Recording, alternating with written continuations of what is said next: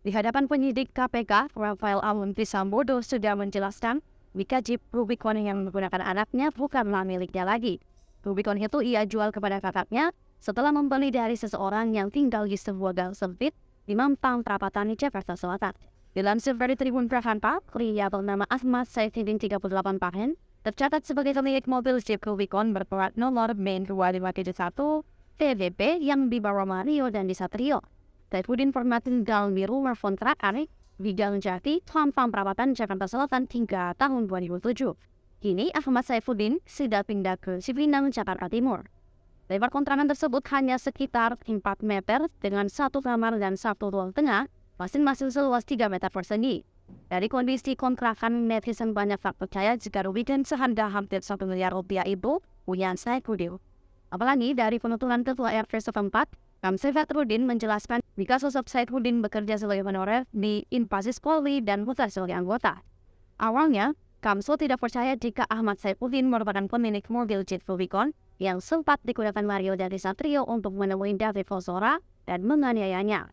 Namun setelah pihak Kementerian Keuangan mendatanginya dan memberikan data, barulah ia percaya bahwa mantan warganya itu merupakan pemilik mobil Rubicon yang tengah viral saat itu.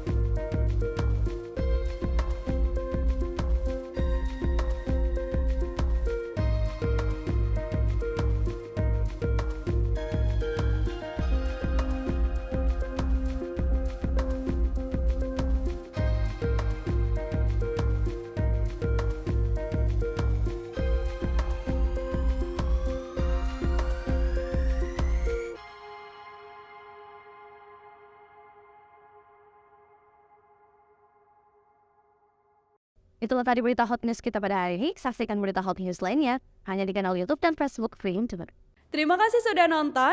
Jangan lupa like, subscribe, dan share ya.